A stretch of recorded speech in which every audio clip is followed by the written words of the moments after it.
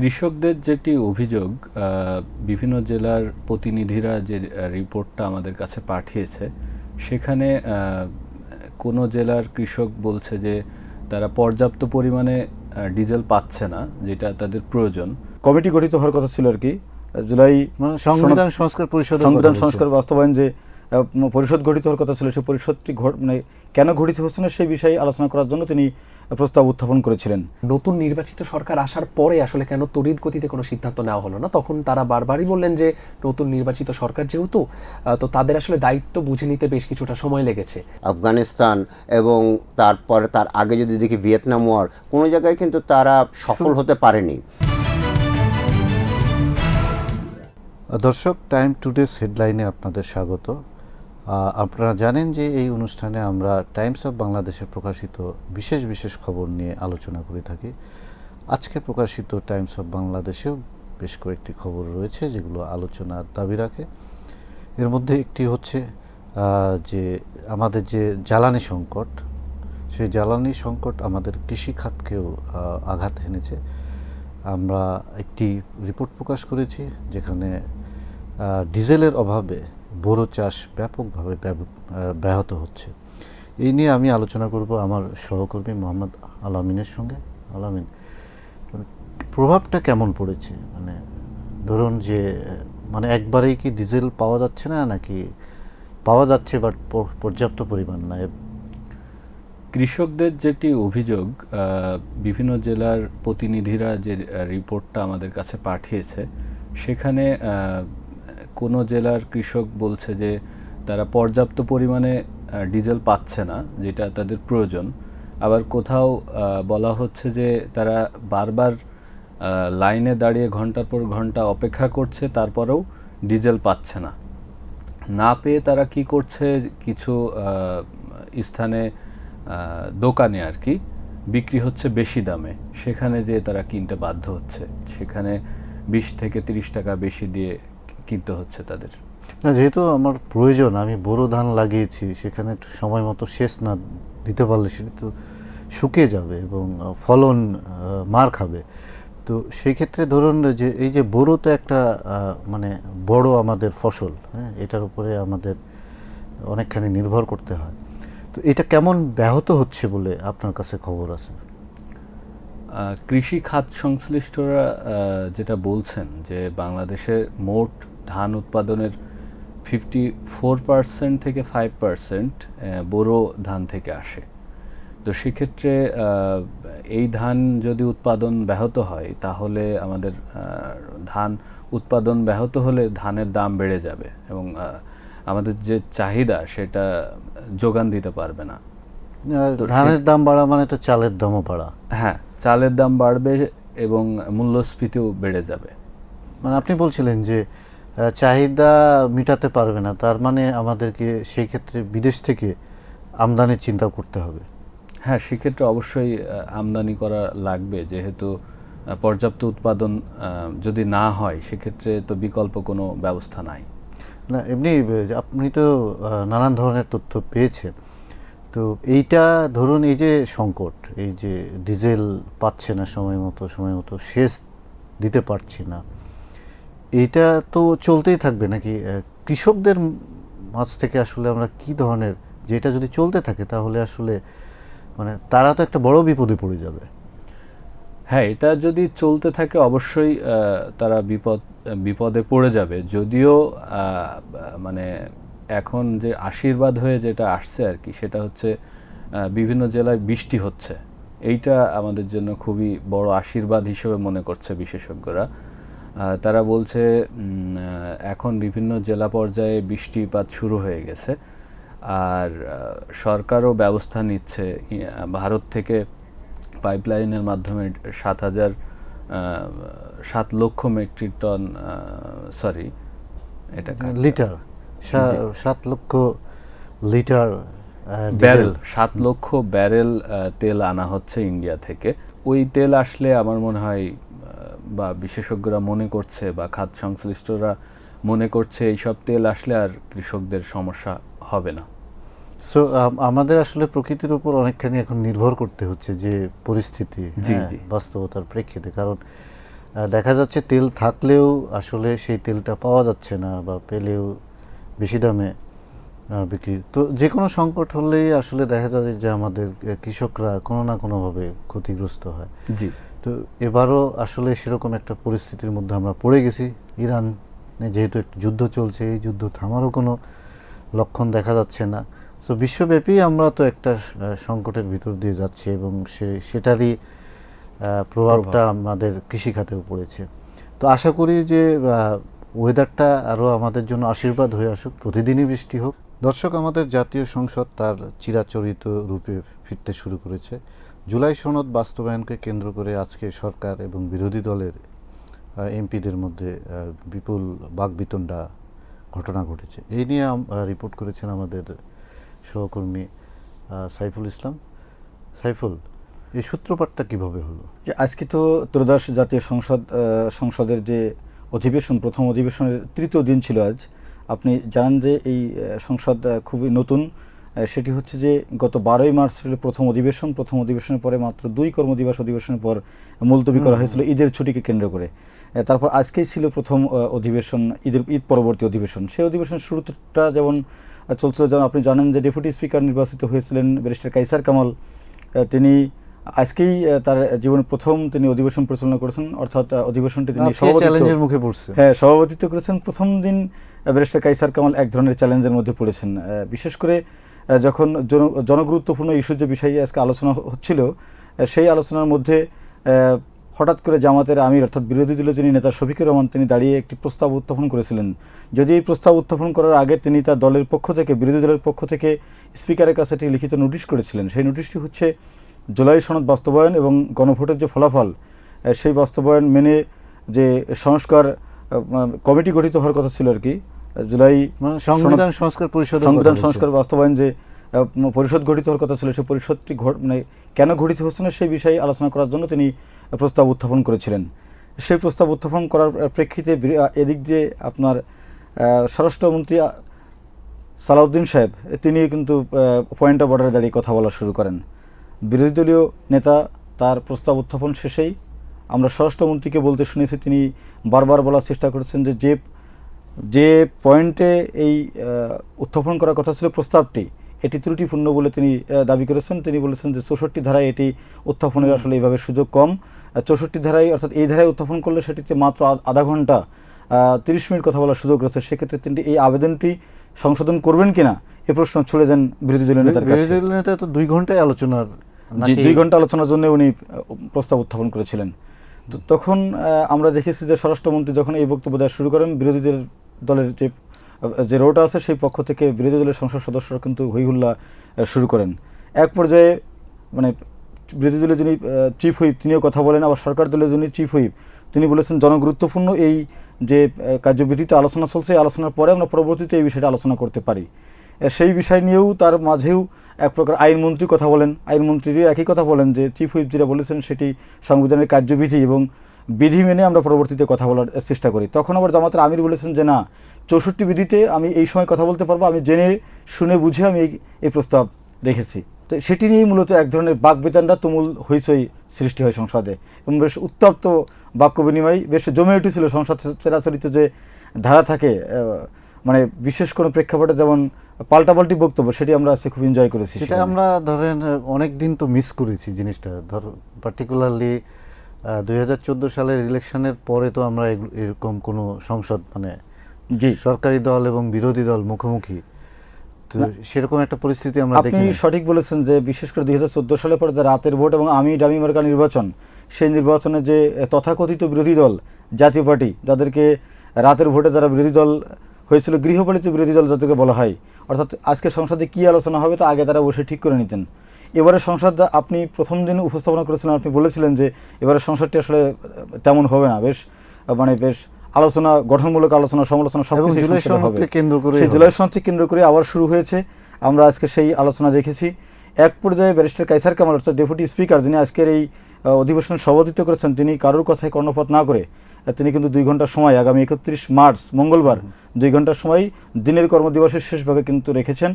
সেই বিষয়ে তিনি খুব বোল্ডলি কথা বলার চেষ্টা করেছেন। তিনি কথা বলার পরেও স্বরাষ্ট্রমন্ত্রী কিন্তু ফ্লোরের মানে তার পয়েন্ট অফ অর্ডারে দাঁড়িয়ে কিন্তু কথা বলার চেষ্টা করেছেন, তিনি তার কথায় কর্ণপাত করেননি। তিনি একটা কথা বলেছেন যে মাননীয় স্বরাষ্ট্রমন্ত্রী, আমি কিন্তু আমার অ্যানাউন্সমেন্ট করে ফেলেছি, আমার কথা বলার এই বিষয়ে আপনার কথা বলার কোনো সুযোগ এটাও নেই। কিন্তু আমরা দেখি না যে মানে একজন ডেপুটি স্পিকার এর বক্তব্য সিদ্ধান্ত দেওয়ার পরেও সরকারি দলীয় একজন নেতা তিনি যে তার বিরোধিতা করার চেষ্টা করছেন, জি। বা তিনি তার মানে তার যে পয়েন্টটা উল্লেখ করতেছেন সেটা কিন্তু তো সেই তার সিদ্ধান্তের আপনি বাইরে যায়। সঠিক বলছেন, barrister Kaiser Kamal deputy speaker এবং উনি কিন্তু সুপ্রিম কোর্টের একজন বিশিষ্ট আইনজীবীও বটে। আইন অঙ্গন কিংবা এই পয়েন্ট অফ অর্ডার কিংবা এই বিধি সম্পর্কে তাদের ধারণা, আপনি যার কথা বললেন জনাব সালাউদ্দিন সাহেব স্বরাষ্ট্রমন্ত্রী, তার থেকে যে কম এটা কিন্তু কেউ মনে করে না। আরেকটি এবং বিষয়- এই বিষয় নিয়ে কিন্তু বিরোধী দলের সংসদ সদস্য, বিশেষ করে বিরোধী দলের নেতা শফিকুর রহমান কথা বলার চেষ্টা করেছেন যে মাননীয় স্পিকার আপনি কথা বলার পরে উনি দাঁড়ায় কথা বলার অধিকার উনি রাখে না। আবার আমরা এরপরে আব্দুল হান্নান মাসুদ, যিনি তরুণ নেতা এবং সবচেয়ে কম বয়সী এমপি সংসদের, এবং বলা হয় যে ইতিহাসেরও নাকি সবচেয়ে কম বয়সী এমপি তিনি আর কি, যিনি এই গণঅভ্যুত্থানের নেতা ছিলেন, তিনিও বলেছেন যে স্বরাষ্ট্রমন্ত্রীকে আসলে স্বরাষ্ট্র বিভাগ নিয়ে থাকা উচিত, আইন মন্ত্রণালয় থেকে শুরু করে সব মন্ত্রণালয় তার দেখা আসলে উচিত না। না, কিন্তু ধরেন বিরোধী দলের একজন সরকারি দলের প্রভাবশালী নেতা হিসাবে তিনি তো বলতেই পারেন, হ্যাঁ, ওনার ওই অথরিটি আছে। কিন্তু এটাই হচ্ছে যে ধরেন এই সংসদীয় গণতন্ত্রের বিউটি। হ্যাঁ, তর্ক করবেন, আলোচনা করবেন, কিন্তু সেটা আলোচনার ভিতরেই থাকবে। তো কিন্তু দিন শেষে আমরা বুঝতে পারছি যে জুলাই সনদ বাস্তবায়নকে কেন্দ্র করেই আসলে সরকারি দল এবং বিরোধী দলের মধ্যে যে একটা টানাপোড়েন সৃষ্টি হয়েছে শুরু থেকেই, সেটা দিন দিন মনে হয় আরো ঘনীভূত হবে। কি মনে করেন? সেটি আমার কাছে মনে হয়েছে। আমার কাছে মনে হয় আগামীকালকে যে অর্থাৎ সোমবারের যে কার্যদিবস আছে সেখানকার থেকেও মঙ্গলবার যে কার্যদিবস ফের আবার সংসদে এই বিষয়ে আলোচনা কার্যদিবসে হবে, সেখানে মানে তুমুল বাকবিতণ্ডা হতে পারে। এবং এইটা নিয়েই শুধু যে আরও 2-1 দিন তা না, আমার কাছে মনে হয় যে এই যে অধিবেশন, এই অধিবেশনের পুরো সময়টা জুলাই সনদ বাস্তবায়নকে কেন্দ্র করে বিরোধী দল এটাকে সামনে এনে সবসময় বলার চেষ্টা আমরা করবে। চাই বাকবিতণ্ডার মধ্যেই থাকুক। আমরা হ্যাঁ। চাই, আপনি সঠিক বলেছেন, যে আমরা চাই যে স্বরাষ্ট্রমন্ত্রী তার জায়গা থেকে কথা বলুক, বিরোধী দলের নেতাও তিনি কথা বলুক, প্রকৃতপক্ষে একটি কার্যকর এবং গঠনমূলক সংসদ আমরা দেখতে চাই। বিতর্ক এবং আলোচনার মধ্যে দিয়ে সমাধান হোক, এটাই আমরা চাই। দর্শক, হাজার হাজার শিশু হামে আক্রান্ত হচ্ছে, এর মধ্যে প্রায় 100 জন শিশু অকালে মৃত্যুবরণ করেছে। এর অন্যতম কারণ হচ্ছে টিকার অভাব। তো আমরা আজকে এই বিষয় নিয়ে একটি রিপোর্ট প্রকাশ করেছি। আমরা গতকাল থেকে এই বিষয় নিয়ে অনুসন্ধান করছিলাম এবং সেখানে দেখা গেছে যে আমাদের যে ডক্টর ইউনূসের নেতৃত্বাধীন অন্তর্বর্তী সরকার, সেই সরকারের কিছু ভুল সিদ্ধান্ত, আমলাতান্ত্রিক জটিলতা এই পেছনে দায়ী। এই নিয়ে আমি কথা বলবো আমার সহকর্মী শাহরিয়ার মাহির সঙ্গে। শাহরিয়ার মাহি, আপনার অনুসন্ধানে কি কি বেরিয়ে আসলো? কেন এই যে বাচ্চারা মারা যাচ্ছে, তাদের টিকা দেওয়া যাচ্ছে না? বাংলাদেশে এই যে শিশুদের মধ্যে হামের প্রাদুর্ভাব ছড়িয়ে পড়েছে, এর পেছনে বেশ কয়েকটি কারণ আমরা চিহ্নিত করতে পেরেছি, এবং সেই কারণগুলোর সাথে আসলে প্রত্যক্ষ এবং পরোক্ষভাবে জড়িয়ে আছে অন্তর্বর্তীকালীন সরকারের বেশ কিছু সিদ্ধান্ত।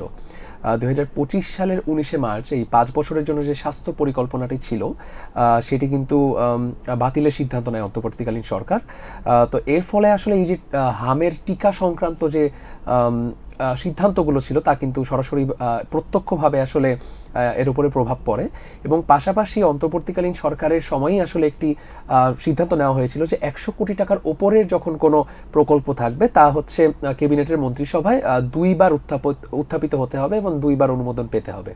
তো এর ফলে এই নিয়মের কারণেই আসলে এই যে টিকা সংক্রান্ত কেনাকাটা বা টিকা সংক্রান্ত বিভিন্ন সিদ্ধান্ত কিন্তু উপেক্ষিত হয়ে আসছে এবং আরো বেশি সময় লাগছে। আমলাতান্ত্রিক জটিলতার ভিতরে পড়ে গেছে। অবশ্যই অবশ্যই। ধরুন আমাদের যে শিশুদের কথা চিন্তা করে মানে এই আমলাতান্ত্রিক জটিলতায় না যেয়ে বরং আরও এই কর্মসূচিগুলো আরও কীভাবে সহজ করা যায়, দ্রুত করা যায়, সেটা তো নেওয়ার কথা ছিল, কিন্তু বাস্তবে উল্টোটা ঘটলো কেন?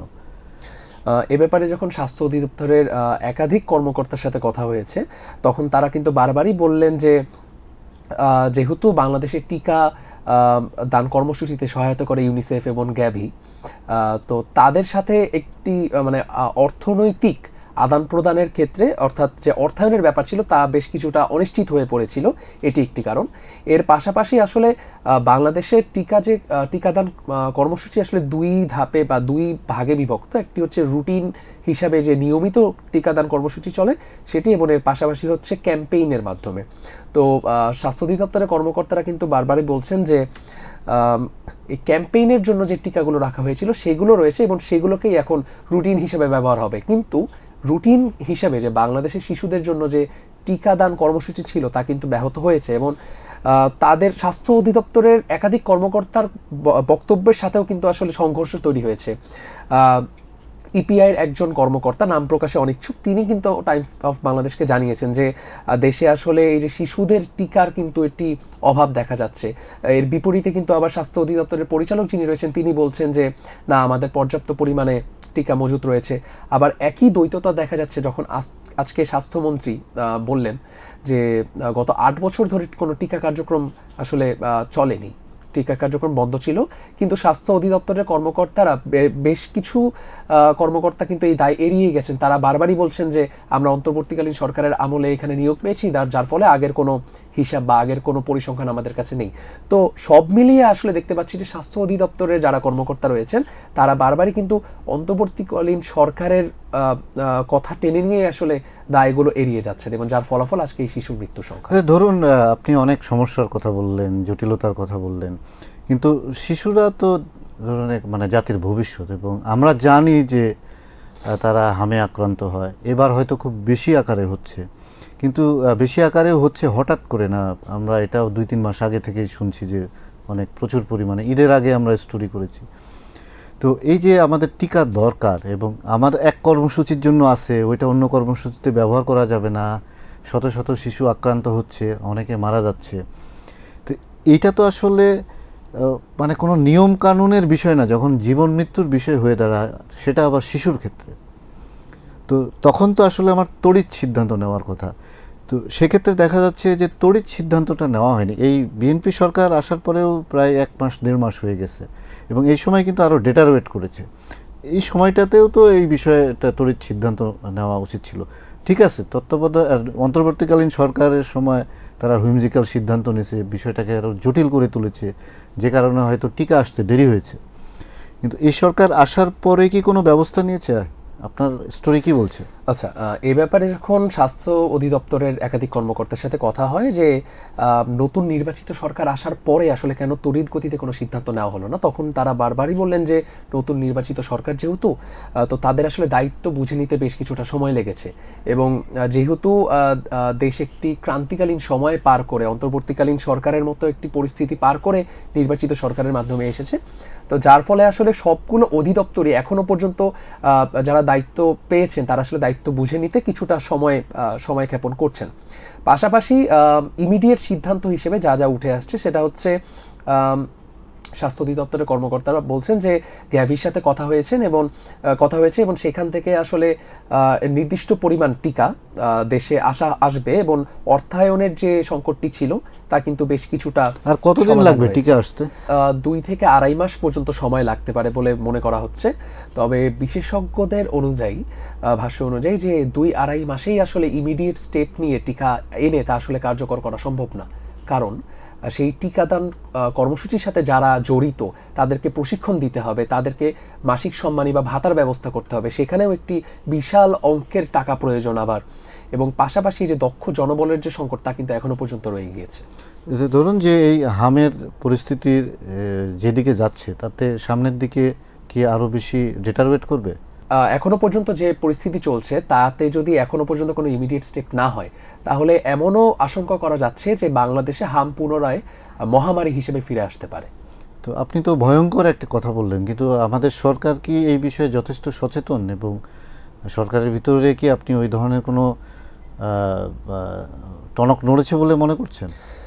সত্যি বলতে সরকারের মধ্যে থেকে যে বক্তব্যগুলো বারবার দেওয়া হচ্ছে সেখানে আমরা দেখতে পাচ্ছি তারা তো পরস্পরকে দোষারোপ করছে, কনফ্লিক্টিং ইনফরমেশন দিচ্ছে, তো এখানে সমন্বয়েরও তো অভাব আছে। অবশ্যই মানে সরকারের পক্ষ থেকে যে বক্তব্যগুলো বারবার দেওয়া হচ্ছে সেখানে আমরা দেখতে পাচ্ছি যে তারা আসলে নিজে কি করতে পারতো বা কি করতে পারবে তার থেকে তারা আসলে অন্যের উপরে দায় চাপানোর যে অভ্যাস বা অন্যের উপরে দায় চাপানোর ক্ষেত্রে কিন্তু তারা আসলে মনোযোগ দিচ্ছে এবং বিভিন্ন দায়িত্বরত কর্মকর্তারাই যে বক্তব্য দিচ্ছে তা আবার আরেকজন কর্মকর্তা নাকচ করে দিচ্ছেন।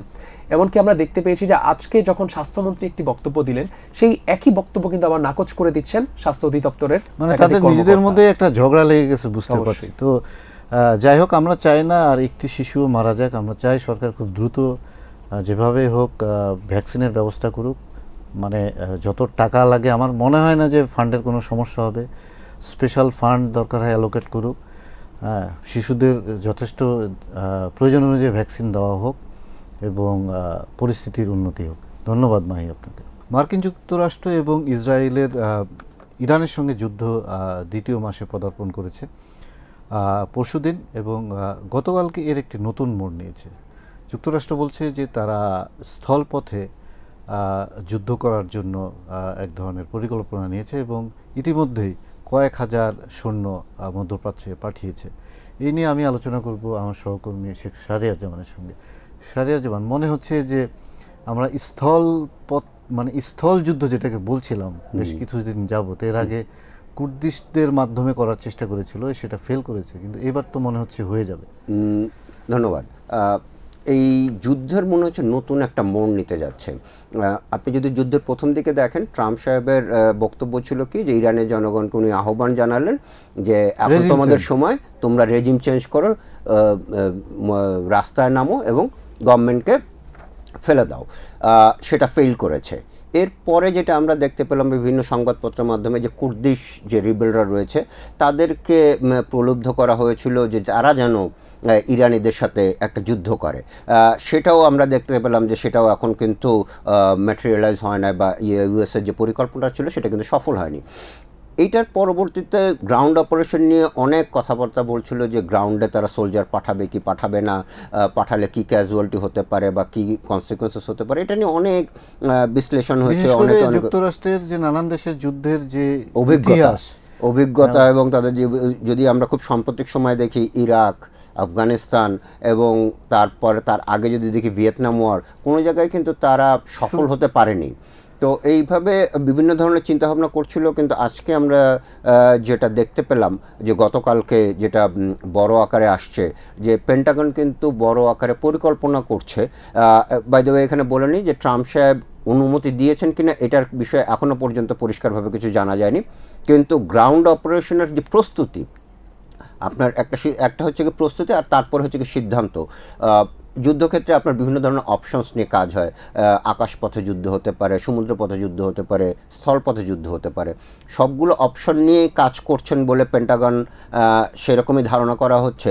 তবে এক্ষেত্রে যেটা হচ্ছে কি যে তারা যে বিল্ড আপ করছে তাদের যে মিডল ইস্টে যে বিভিন্ন ধরনের সোলজার দিয়ে, সেটা কিন্তু খুবই পরিষ্কার এবং এটা নিয়ে তারা লুকাচ্ছেও না যে তারা পরিষ্কার যে স্থল যুদ্ধের কারণে তাদের কাছে এটা একটা অপশন এবং সেটাই মনে হয় ম্যাটেরিয়ালাইজ হতে যাচ্ছে। কারণ তারা যেটা বলছে যে এটা একটা লিমিটেড স্কেল অপারেশন হবে, এটা পুরো ইরানকে দখল করার জন্য না, হয়তো বা limited strategic area, say for example Kharg island যেটা ইরানের থেকে কিছুটা দূরে সমুদ্রের মধ্যে, অথবা হরমুজ স্ট্রেইটে কোস্টাল লাইনে হয়তো বা তারা ডিপ্লয় করতে পারে।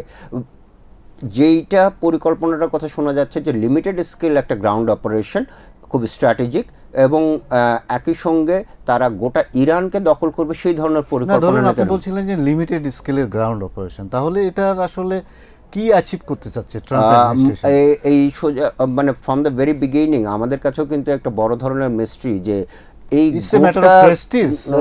হতে পারে ইগো, যে ট্রাম্প সাহেব হয়তো দেখাতে যাচ্ছেন যে আমি হয়তোবা তার ধারণা ছিল যে প্রাথমিক অবস্থায় যে এখন তো মোটামুটি পরিষ্কার যে ইসরায়েলের প্ররোচনায় মার্কিন যুক্তরাষ্ট্র এই যুদ্ধে জড়িয়ে পড়েছে, এবং যুদ্ধে যখন জড়িয়ে পড়েছে ইনিশিয়াল স্টেজে হয়তো তার একটা ধারণা ছিল যে 1 সপ্তাহ 10 দিন এর ভিতরেই সে মোটামুটি ইরানকে ক্যাপচার করতে পারবে, অথবা সেখানে গভর্নমেন্ট ফল করবে বা কিছু একটা ঘটবে। কিন্তু সেটা যখন হয়নি এবং ইরান যখন তার রেজিলিয়েন্স শো করেছে এবং এই যুদ্ধটাকে 1 মাসের বেশি ধরে টেনে নিয়ে যাচ্ছে এবং এখনও পর্যন্ত তারা যে ব্যাক অফ করেছে সেরকম কোনো কিন্তু নজির দেখা যাচ্ছে না। তো ফলে এইটা একটা ইন্টারেস্টিং পার্ট যেটা হয়তো বা তাদের ক্যালকুলেশনই ছিল না। Given the scenario, as of now you're speaking, এই গোটা কনফ্লিক্টে ইউএসের অ্যাচিভমেন্ট কি, এটা কিন্তু এখনও পরিষ্কার না। তারা এখন বলছে যে হরমুজ স্ট্রেট ওপেন করা তাদের জন্য বড় একটা উদ্দেশ্য, কিন্তু মজার ব্যাপার হচ্ছে যুদ্ধের আগে কিন্তু হরমুজ স্ট্রেট ওপেনই ছিল। যে জিনিসটা ওপেন ছিল সেই জিনিসটা তারা বন্ধ করলো, এখন আবার বলছে যে তারা এখন ওটা ওপেন করা তাদের জন্য প্রায়োরিটি। আবার যদি খেয়াল করে দেখেন, তারা একটা চুক্তিতে পৌঁছাতে যাচ্ছে ইরানের সঙ্গে অ্যাজ ফার অ্যাজ নিউক্লিয়ার তাদের যে বিল্ড আপটা রয়েছে সেটার বিষয়। সেই চুক্তি তো 2016 সালেই ওবামা সাহেব করে গিয়েছিলেন, সেই চুক্তি বাতিল করছে ট্রাম্প সাহেব, আবার সেই চুক্তিতেই আবার ফেরত যেতে যাচ্ছেন। সো ইটস অল টুগেদার যে it's a complete mess as far as US is concerned. আবার দেখুন যে আপনি এই চুক্তির কথা বলছিলেন, কিন্তু এর মধ্যে দিয়ে আমরা দেখলাম যেহেতু এই যুদ্ধের কোনো আসলে লক্ষ্য আছে বলে এখন পর্যন্ত আমরা বুঝতে পারবো, নির্দিষ্ট লক্ষ্য, এর মাঝখানে আমরা এই যে ইউরেনিয়াম অভিযান চালিয়ে ইউরেনিয়াম তুলে নিয়ে চলে যাবে, এই আলোচনাও কিন্তু হয়েছে। এই আলোচনাও হয়েছে এবং আপনি যদি খেয়াল করে দেখেন, জুন মাসে যখন আক্রমণটা হলো তখন ট্রাম্প সাহেব বলেছিলেন আমি তাদের নিউক্লিয়ার যে ফ্যাসিলিটিস সেটা কমপ্লিটলি ধ্বংস করে দিয়েছি। অবলিটারেটেড শব্দটা সে ব্যবহার করেছে, সম্পূর্ণভাবে ধ্বংস। যদি আপনি স্টিভ উইটকফের স্টেটমেন্টটা দেখেন জাস্ট বিফোর দ্য অ্যাটাক, সেখানে উনি বলছেন যে 1 সপ্তাহ সময়ের ভিতরে ইরান নিউক্লিয়ার বোমা তৈরি করতে সক্ষম হয়ে যাবে। তো আমি যদি জুন মাসের স্টেটমেন্টটাকে ধরে নেই যে ওইটা ভুল, তাহলে এইটা ঠিক, তার মানে ট্রাম্প সাহেব জুন মাসে যেটা বলছেন সেটা ঠিক না। সো অল টুগেদার অথবা ধরুন আগেরটা ঠিক এটি বেঠিক, ইরানে আক্রমণ চালানোর জন্য মানে ইউএস এর যে ডেলিভারি ইউএস যা বলছে সেটা কিন্তু খুব একটা বেশি বিশ্বাসযোগ্য হচ্ছে না even in their own countries. আপনি যদি খেয়াল করে দেখেন যে এখন কিন্তু আমেরিকায় অ্যান্টি ট্রাম্প একটা ক্যাম্পেইন হচ্ছে এবং ম্যাসিভ আকারে হচ্ছে। গতকালকে সবচেয়ে বড় 50টা সিটিতে, সেখানে পলিটিশিয়ান, সিনিয়র পলিটিশিয়ানস থেকে শুরু করে হলিউডের যারা সেলিব্রিটি রয়েছেন, ম্যাস পিপুল, সবাই কিন্তু এটাতে অংশগ্রহণ করছেন এবং তারা বলছেন যে নো কিং, তার মানে তুমি রাজা না, যে তুমি যা ইচ্ছা তাই করতে পারো না। এবং এটার ভিতরে যেটা বলা হচ্ছে যে ইনফ্লেশন এবং at the same time Iran যুদ্ধের বিরোধিতাও কিন্তু তারা করছে। এটা শুধুমাত্র যে তাদের ডোমেস্টিক যে সমস্যাগুলো সেটা নিয়ে তারা বলছে না, তারা ইরান যুদ্ধ নিয়েও বলছে যে এই যুদ্ধটা তুমি অন্যায়ভাবে করছো। কিন্তু এত কিছুর মধ্যে তো আমরা ট্রাম্পের ভিতরে কোনো চিহ্ন দেখছি না যে তাকে চিন্তিত মনে হচ্ছে। সে তো তার যে চিরাচরিত যে তার অভ্যাস কথাবার্তা সেটাই চালিয়ে যাচ্ছে। হ্যাঁ, সেটাই চালিয়ে যাচ্ছে এবং প্রবাবলি মানে আপনি যদি ট্রাম্প সাহেবের ইফ ইউ পুট ট্রাম্প সাহেব শুজ ইন, তাহলে দেখবেন যে উনি কিন্তু এখন একটা জনপ্রিয়তা বজায় রেখে চলেছেন। রিপাবলিকান সাপোর্টার তারা কিন্তু এখনও তাকে সাপোর্ট দিয়ে যাচ্ছে, ফলে ডেমোক্রেটরা তার বিরুদ্ধে কথা বলবে, হয়তো বা যারা নিউট্রাল ভোটার রয়েছে তাদের কিছু একটা অংশ তার বিরুদ্ধে কথা বলবে, কিন্তু রিপাবলিকানদের ভিতরে কিন্তু উনি এখনও জনপ্রিয়, নাম্বার 1। নাম্বার 2 হচ্ছে ব্যবসায়ীরা কিন্তু এখনও তেমনভাবে তার বিরুদ্ধে কিছু বলছে না, যেটা খুবই বড় একটা জিনিস। যে ব্যবসায়ীরা যদি দেখে যে তাদের বড় ধরনের ক্ষতি হচ্ছে, তারা কিন্তু একটা প্রেশার ক্রিয়েট করবে থ্রু ডিফারেন্ট ওয়েজ, এটা আমরা সবাই জানি। এবং ট্রাম্প সাহেব নিজেও কিন্তু একজন ব্যবসায়ী এবং ব্যবসায়ীর যে কন্ট্যাক্টগুলো সে কিন্তু মেনটেন করছে। তো ফলে দেখা যাচ্ছে কি সে যে রেজিস্ট্রেশন হচ্ছে যে more or less in street or in media, কিন্তু তার কাছে পৌঁছাবে যে ধাক্কাটা পৌঁছাবে সেটা রিপাবলিকান সাপোর্টার অথবা ব্যবসায়ী মহল অথবা কংগ্রেসের মাধ্যমে, সেটা কিন্তু কোনোটাই হচ্ছে না। আপনি যদি কংগ্রেস খেয়াল করে দেখেন, কংগ্রেস কিন্তু তার যুদ্ধটাকে মোটামুটি এন্ডোর্স করেছে, যদিও খুব মার্জিনালি, বাট এন্ডোর্স করেছে। আপনাকে লাস্টটা একটা প্রশ্ন করে শেষ করতে চাই, সেটি ধরুন এখন ইরান আবার গতকালকে দেখলাম নতুন করে গালফের নানান স্টেটে আক্রমণ চালিয়েছে। তো গালফ স্টেটগুলো তো নানানভাবে ক্ষতিগ্রস্ত হচ্ছে, ব্যবসা বাণিজ্য সব বন্ধ হয়ে আছে। তো তাদের পক্ষ থেকেও কি কোনো ধরনের কোনো প্রেশার আমেরিকান সরকারকে দেওয়া হচ্ছে? এইটা বিহাইন্ড দ্য সিন কি হচ্ছে সে বিষয়ে আমি কোনো মন্তব্য করব না, তবে পাবলিকলি কিন্তু এখনো পর্যন্ত তারা আগে শুধু প্রথমে একটু বলে নিই, গালফ স্টেটগুলো কিন্তু আমেরিকার সিকিউরিটি এনজয় করে। আপনি জানেন যে গালফে মানে ওই মিডল ইস্টে 19টা ঘাঁটি রয়েছে ইউএসের, এবং on any given point of time 40 থেকে 50 হাজার ইউএস সোলজার থাকে মিডল ইস্টে।